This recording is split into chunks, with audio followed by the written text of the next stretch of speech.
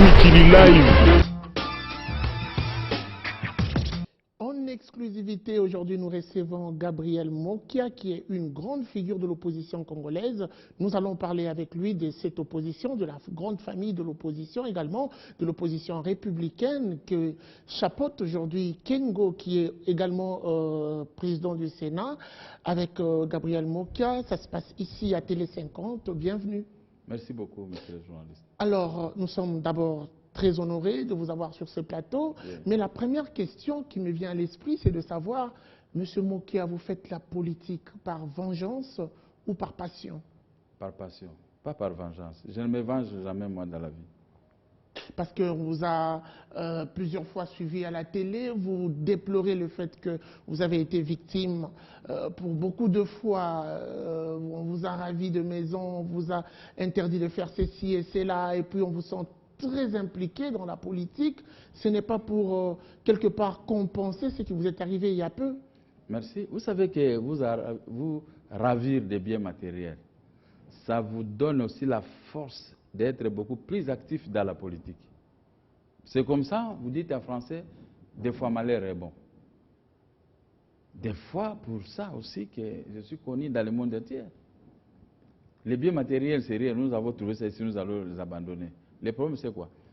Gérer les affaires de l'État, sauver tous les peuples, régler le problème social de la population. Conserver l'unité, faire monter l'économie, je crois que tout le monde sera derrière toi. Puis Gabriel Mokia, quel genre d'opposition vous faites exactement? Parce qu'aujourd'hui, on ne reconnaît plus les opposants. Vous êtes par moment d'un côté, puis après, vous changez de côté. Vous, personnellement, vous êtes dans une opposition républicaine, rationnelle ou sentimentaliste? Non, je suis dans une opposition républicaine qui est réellement constitutionnelle. Vous savez, je n'ai jamais déraillé dans ce que je fais dans la politique.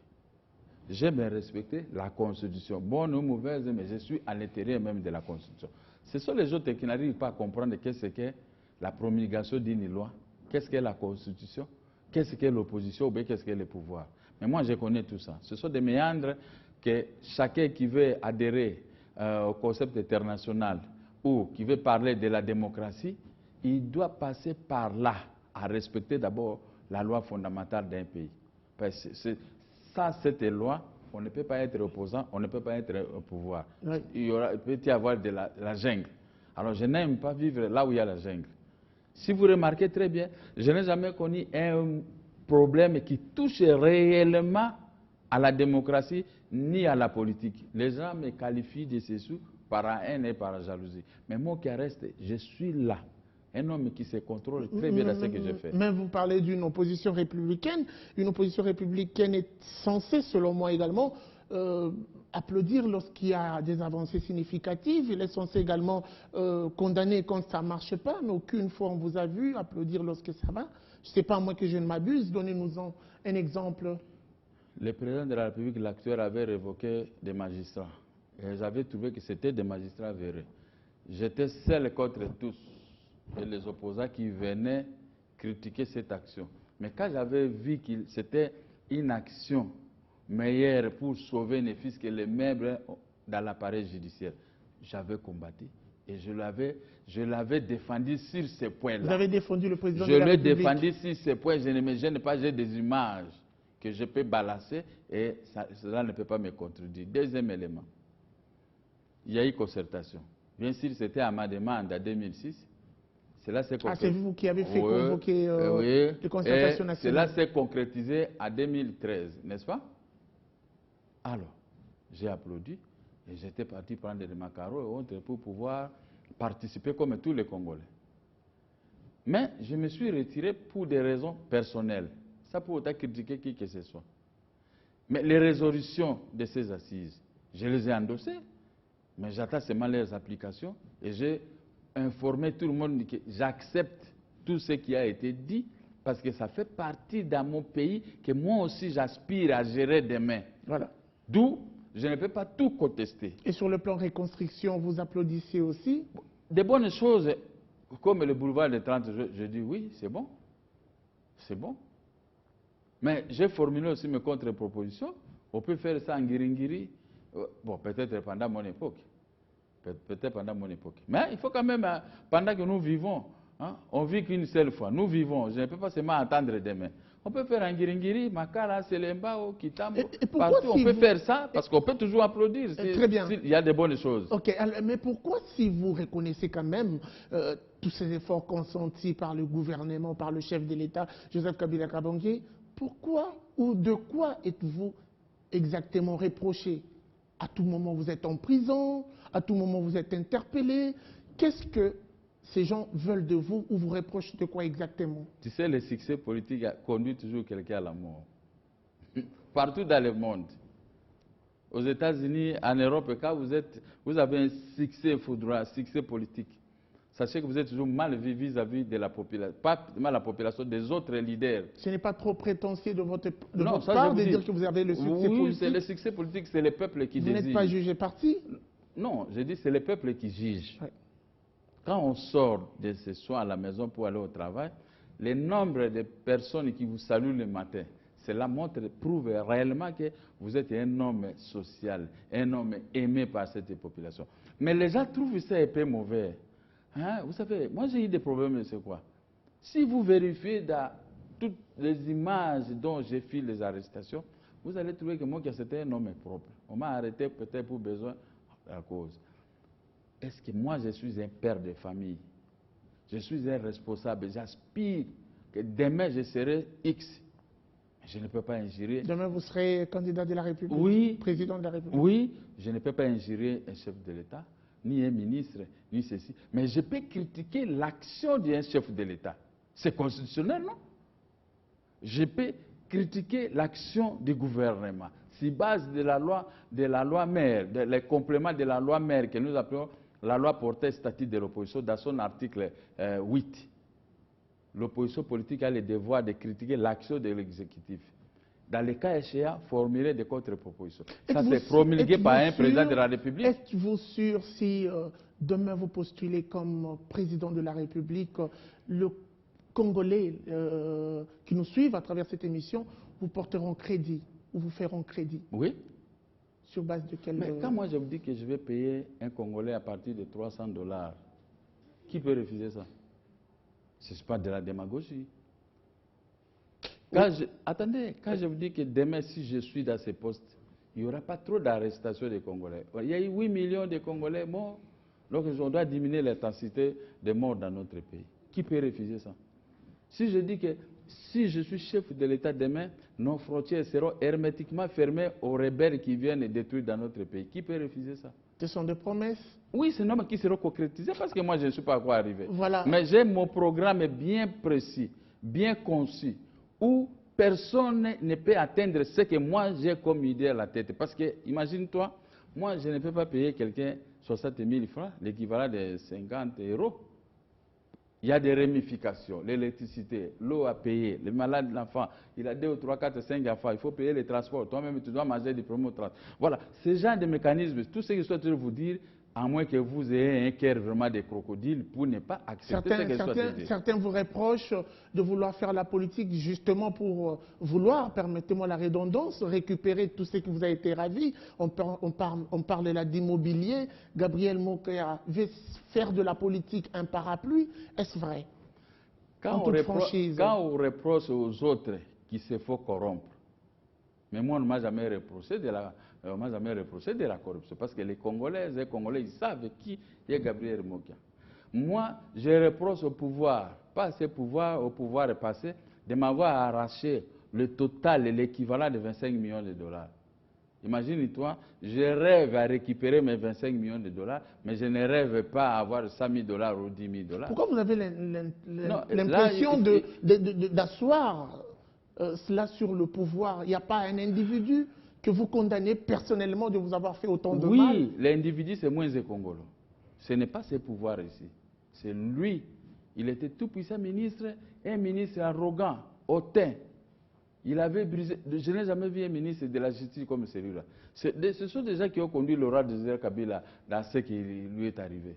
Parce que quand on a pris le pouvoir, on est censé être à bon terme avec les peuples, les habitants de ces pays que vous êtes venus gouverner.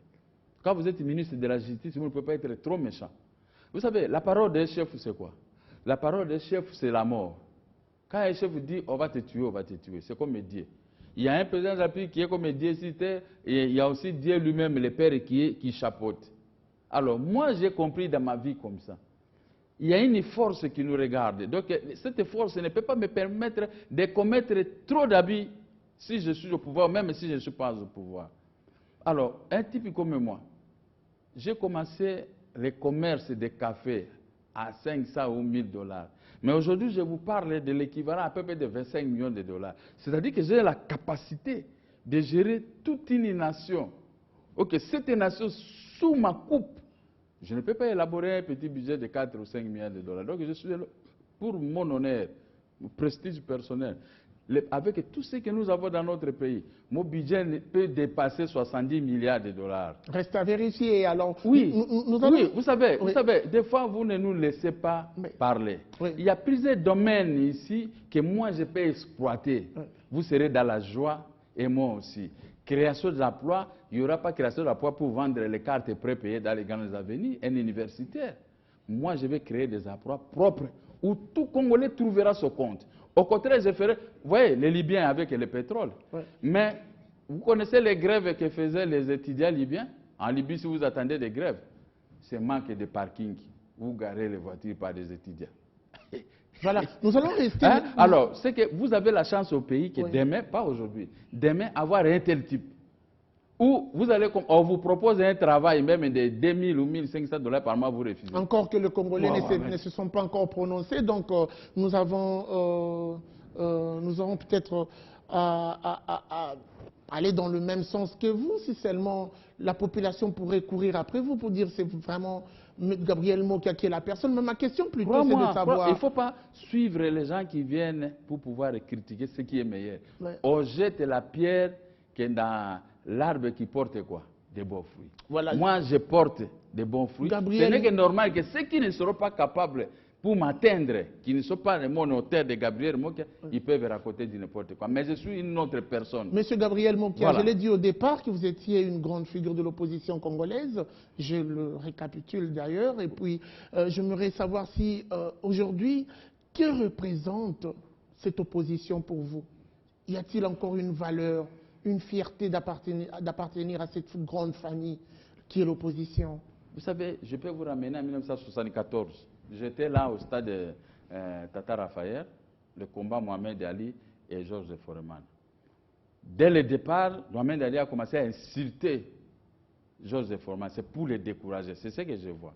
Parce que beaucoup de gens disent l'opposition est divisée. L'opposition, il n'y a pas de valeur dans l'opposition. Il y a des valeurs. C'est votre stratégie, vous, de l'opposition, vous insultez pour déstabiliser? Non, c'est la stratégie des autres qui ne veulent pas que cette opposition puisse conquérir le pouvoir demain. C'est comme ça, on dit cette femme est laide. Cette femme est ceci, c'est une pite. C'est pour que cette femme-là ne puisse pas trouver un autre homme. Mais que toi, tu puisses aller en profiter. Tu disais que cette femme ici n'est pas bien. Comment dire, ce sont les choses de la vie. Ce sont des choses de la vie que moi, je souhaite demander aux opposants, résistons. Nous sommes divisés, on dit oui, nous sommes divisés. Devant une question donnée, nous restons ensemble. Donc pour moi, je ne trouve pas où se trouve la division dans cette opposition. Donc la grande famille de l'opposition. Parce que tel que je suis avec toi, si je prends mon téléphone, je peux appeler tous les opposants. Il n'y a personne qui va me fermer l'appareil. Vous gardez encore la même idéologie? Oui. Mais écoutez, quel est le but de la création des partis politiques?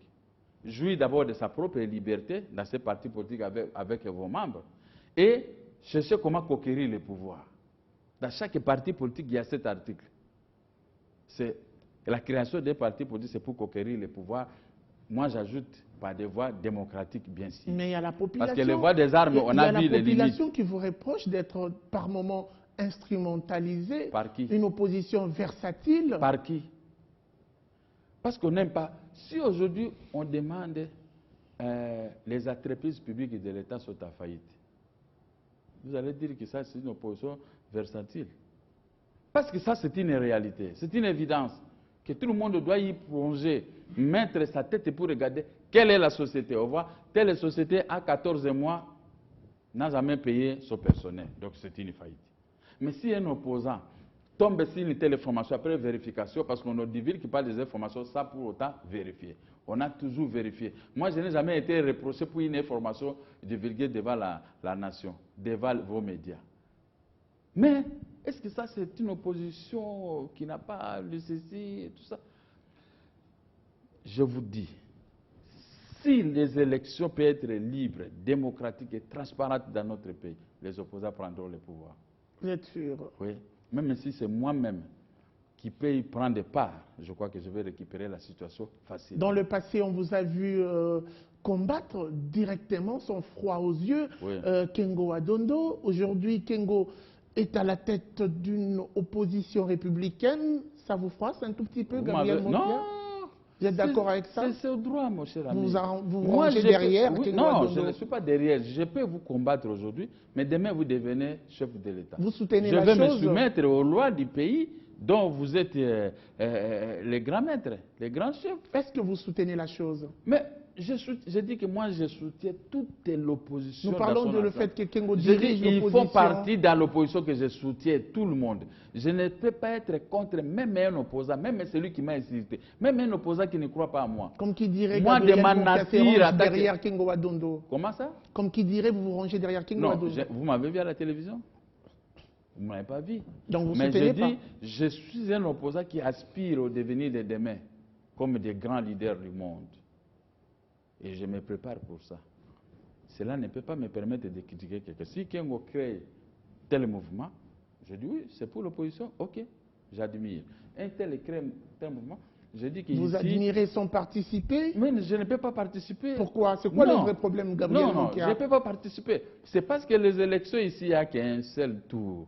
S'il y avait les élections de deuxième tour, c'est là où on allait juger les opposants. Parce qu'à ce moment, je fais partie... À votre niveau, vous vous remettez aussi en cause, j'ai l'impression. Moi? À votre niveau, l'opposition. On ne se remet pas en cause, mais je vous dis parce que je refuse le mot division dans l'opposition. Mais quand les gens ont créé quelque chose, j'admire, j'appuie. Bien que je ne suis pas là, mais je suis avec eux dans l'opposition. Vous ne me verrez jamais venir combattre ce que les Kengo ont créé. Vous ne verrez jamais venir combattre ce que les Fayulu ont créé. Vous ne me verrez jamais venir combattre ce que les MRC a créé. Parce que tous ces mouvements-là, ceux qui m'invitent, ils me voient. Je n'ai pas de problème avec quiconque. Et puis, ce que vous pouvez retenir, moi je n'ai jamais été orgueilleux. Je suis un homme très simple. Très simple. Ça, en tout cas, je dis, cette simplicité, moi je sais que celui qui veut aller loin, il doit être trop simple. Tu peux t'étonner même si tu me fréquentes, tu vas voir que moi que je vois, ce n'est pas le même qu'il y a avec moi ici. On peut faire des années avec toi, il vous sera difficile d'avoir des problèmes avec moi. Nous avons reçu un invité sur ces plateaux pour parler un tout petit peu du rapprochement Kabila et Nelson Mandela. Oui. Nous avons également évoqué le fait que pour lui, selon cet invité, Kabila Joseph jusque hier n'avait pas de remplaçant valable et que la question lui a été posée de savoir si parmi ceux-là qui se prétendent, notamment vous, prendre la relève serait quand même le candidat à la hauteur. Le monsieur a dit que c'était pas possible du fait que vous avez fait preuve d'agressivité sur un plateau de télévision. Sur le plateau de la télévision. Voilà. Ça, c'est un comportement digne. Écoutez, les coups, ça fait partie du jeu démocratique. Vous savez, un comportement digne pour un candidat président de la République. C'est beaucoup plus digne. En Europe, c'est ce que nous vivons. Non, écoutez, messieurs les journalistes. Oui. En Europe, nous le vivons tous les jours. Pendant les années, les années Chirac, les années Giscard, les années Pompidou, toutes ces années-là, il y a eu dans des télévisions françaises des bagarres. Mais ces gens ont été propulsés, ont été des meilleurs dans la vie politique en France. En Union soviétique, les députés, on ne peut pas légiférer une loi. Ça qui est une bagarre entre l'opposition et le pouvoir. Une bagarre intellectuelle. Bagarre. Hein? Non, les bagarres avec des coups. Si on vous donne un coup, vous êtes blessé, vous tombez. En tout cas, le président de l'Assemblée nationale doit légiférer la loi en faveur du côté de celui qui a donné un coup magique. En tout cas, là, je vous dis, il faut vérifier. Je peux vous chercher de la... En tout cas, là, on dit, bon, il est tombé par terre, mais on peut faire quoi? C'est que... on va aller dans ce sens. C'est comme ça. Vous suivez en Ukraine, en Ukraine, il y a un grand boxeur là-bas. Et des fois, il y a des coups à l'Assemblée nationale. On vient même lui donner un coup. Mais comme c'était un boxeur, il est fortement interdit à un boxeur de participer dans une bagarre. Tu vois qu'il se réserve, il essaie seulement de barrer, d'esquiver les gens, mais il ne peut pas se battre. Ah, ça c'est une politique que vous voulez ramener non, ici en je ne peux pas ramener ça ici, mais c'est comme ça la politique. Vous êtes inspiré de l'extérieur. Écoutez, oui. Ce que nous faisons comme politique ici en RDC, nous nous inspirons toujours de ce qui vient de là. Moi, la politique dont je me suis inspiré dans ma vie, oui. C'est ce que j'avais suivi dans les années 74, 75, 76, 77, jusqu'au-delà en France. Parce que la Belgique, sa politique est un peu fermée, ce jeu là-bas. Mais la politique française est ouverte à tout le monde. Et je me suis inspiré de tout ce que je voyais en France. C'est ce que les gens, des fois, ne me comprennent pas. Je dis, il faut toujours regarder les films français. Vous allez comprendre qu'est-ce qu'est la politique. La politique, c'est un art où les gens doivent beaucoup parler. Et il faut aussi avoir des biceps. J'utilise le mot que le vieux Namouy Simoving avait utilisé quand ils étaient à la conférence nationale souveraine. Nous avons des biceps. À ce niveau... C'était pas une figure de style? Non, une métaphore, par exemple, pour parler de quand vous venez la détermination. Comme nous sommes là, oui. Nous sommes là, nous discutons, nous faisons un débat. 1, 2 ou 3 personnes. Vous êtes de l'opposition, et un tel est de pouvoir, et de pouvoir, ou de ça, ok. On fait le débat. Mais si vous avez l'art d'injure facile, il faut aussi avoir des biceps bien bombés. Parce que quelqu'un peut se mettre debout comme en France, ça leur donne un coup. C'est comme ça la politique, on ne peut pas vous... On ne peut, ça c'était un droit constitutionnel aussi. La boxe, sur les plateaux de la télévision, ou bien n'importe... Parce que vous prenez les images. Mais si les caméramans n'étaient pas là, tu vois que même en dehors d'ici, on peut tous changer de coup.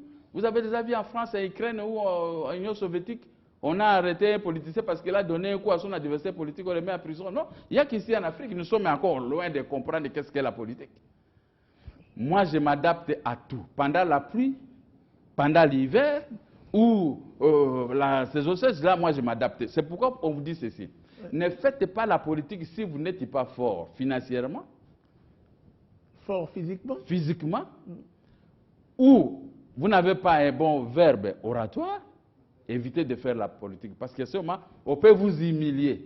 Quand vous trouvez quelqu'un qui a un verbe oratoire, il peut vous déclasser. Et assez, vous êtes fini, terminé pour vous. Mais quand vous insultez quelqu'un dans des endroits pareils, il peut vous déclasser aussi. Et qu'est-ce que l'État va faire? C'est constitutionnel, c'est la politique, non? Voilà. Tous les coups, vous savez, à la politique, tous les coups, c'est permis. Oui. Mais quand cet homme-là, il vient me comparer que après le président de la République, il n'y a pas un... je suis là. Là, il a seulement plaisanté. Peut-être pour flatter le président de la République. C'est quelqu'un de la société civile, n'a pas intérêt. Est-ce qu'il y a eu une société civile? Malheureusement, de la société civile. Vous savez ce qui s'est passé, les élections, il y a eu des tirs réels, il y a eu des morts. Monsieur Gabriel Écoutez, Boccia, moi je vous dis ceci. Hein. Oui. Vous ne trouverez pas les vrais politiciens dans la politique et nous autres qui sommes sortis d'une école, des gens qui ont observé ce que les vieux faisaient et nous sommes plongés là-bas. Pas les gens qui sont venus se plonger à une société civile mal définie et demain, on lui donne un poste, il est balancé automatiquement du côté du pouvoir. Nous allons finir avec une toute petite question simple. Oui, je m'en voudrais si je ne vous la pose pas, Gabriel Boccia. Aujourd'hui, est-ce que vous pensez que vous restez encore, par rapport à tout ce qui vous est reproché, par rapport au nombre de fois que vous avez été en prison, vous pensez que vous restez encore un modèle d'abord ou un bon père pour votre famille, oui, vos enfants, puis un exemple à suivre pour votre famille, oui, en toute franchise? En toute franchise, oui. Je le reste un modèle. Je n'ai pas volé, je n'ai pas escroqué, je n'ai pas fait ceci. On m'arrête pour des raisons purement politiques. Je vous ai dit au début, on jette la pierre que c'est un arbre qui porte quoi? Des bons fruits. Moi, je porte des bons fruits.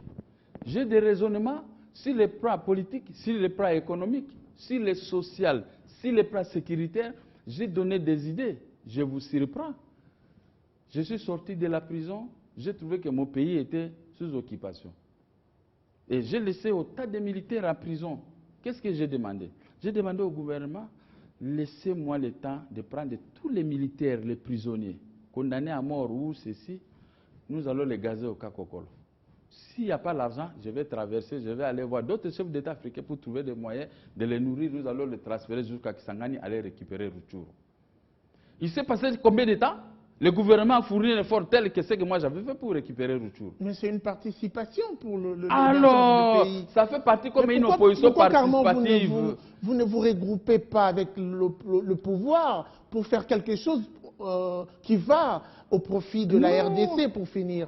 Pourquoi vous ne voulez pas? Parce que imagine-toi, Gabriel Mokia reconnaît de ne pas combattre la personne Kabila. Vous combattez le système. Depuis qu'on a combattu ici, on a parlé avec toi. Est-ce qu'on parle de Kabila? Voilà. Donc, moi, je combats le système sur base de l'article 8 portant le statut de l'opposition.